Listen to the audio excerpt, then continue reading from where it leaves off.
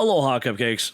Today I'm going to be working with a brush that I don't use quite as regularly as maybe I should, and for a lot of weird reasons. So a while ago, I was doing some weightlifting stuff, and I managed to do some damage to my wrist, and this made it very difficult for me to hold a brush, especially as it pertained to my thumb and my index finger coming together, and me being able to just tell whether or not I was still holding the brush or if I just dropped it.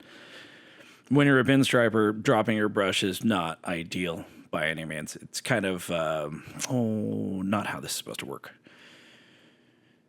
So in walks Von Hot Rod into my existence once again, and he had this nifty little Von Hot Rod brush, which is similar to the Blue Wrap Max with a little bit less fur in it.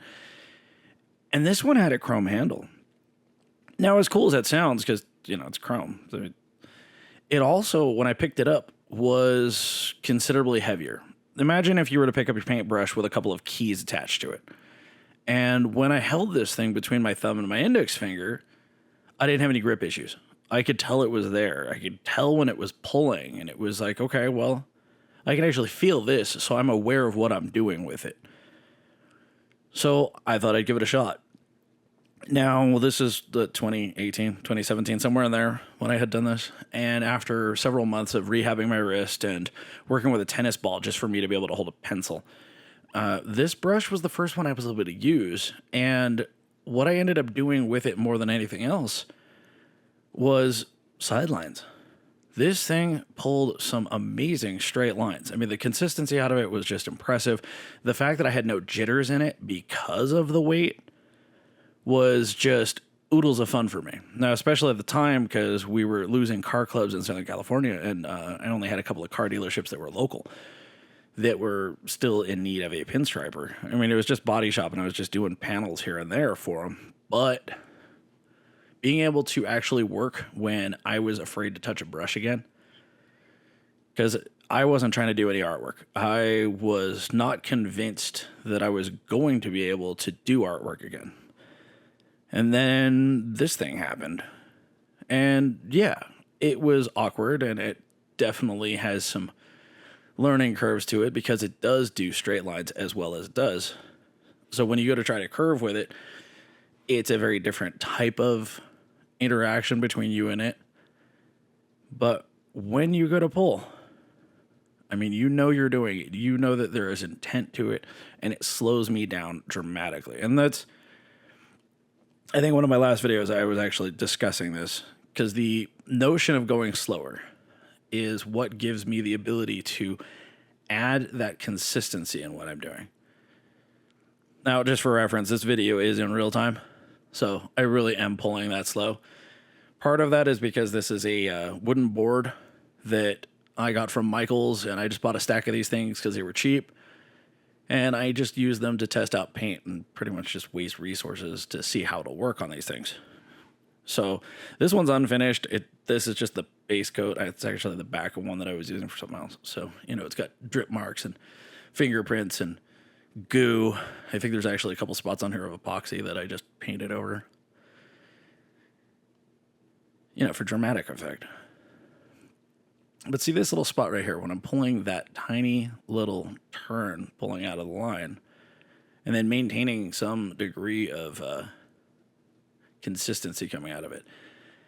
Some of the other brushes that I work with, especially the ones that I've been working with lately, because I have been using a lot more of the entry-level brushes, this is something that they are just horrible at. And this one, it's like, no, it just pulls cleanly. So I'm a huge fan of this one. And like I said, this is something that I've had for a few years that I don't use regularly anymore, because I've essentially healed myself and don't feel that it is as necessary as it used to be. Though admittedly, I'm having a lot of fun with it now. So after this video was recorded, the two main jobs that I've done since this, I used this brush for both of them because I could. But even when I do these turns, they're a little more delicate, and I definitely have to be more mindful of how I'm pulling these things. It's not like when you go to use something like an Alien Deathhawk or even some of the Von Dago brushes where you can pull some super tight turns. This one requires a little bit more finesse in order for you to get them, and you really have to take your time with it. But when it's done, the lines are super consistent and considerably thinner than I'm used to working with. Yeah, I like my fatty lines. Let's just call it what it is. And this is just not. Of course, if you've ever worked with Von Hodrod, you've seen his fine lining is definitely his favorite style. And as much as I admire the notion of people who do fine line work, it's just never really been my thing. Well, I can't say it was never been my thing. It's just as I've gotten older, fine lining is less and less my thing, I should say. I like having more fun with it. I like to be a lot more ridiculous, and I like my lines to be somewhat more obnoxious than they used to be. Yeah, now that I'm reminiscing about the notion of teal and hot pink pinstripes down the side of a long F350 dually, they were never not obnoxious. If you guys were around back in the 90s, you know exactly what I'm talking about, the Kansas City teal and the hot pink. If you were really, really cool, you use like the robin's egg blue. I don't miss those days. Especially when there was a matched boat to said truck. Ugh. Although there were a lot of really cool techniques that we used to use back then, using things like sponges and things like that. Now, these longer turns that I'm pulling with this one, you'll notice that I'm using my finger as an axis. That's because I'm not entirely comfortable doing them on this side. I'm trying to keep the panel here where it's visible for the camera. Yeah, I know. And then when I realized in the playback that it's like, oh, I could have just painted this upside down like I normally do, and it would have been fine. But I was trying, okay? Just because I've been studying cinematography and learning how to actually use the camera equipment doesn't mean that I'm the best cinematographer by any means. Like, seriously, look at the shot in the top left, top right corner. Left, right. My beard's all over the place. I didn't even pay attention to what I look like in front of the camera. Yay, those are skills. That's all right. If I'm really, really lucky, when this video is over and done with and I actually go to publish it, hopefully the audio for the first time ever will not sound nearly as janky as I think it does.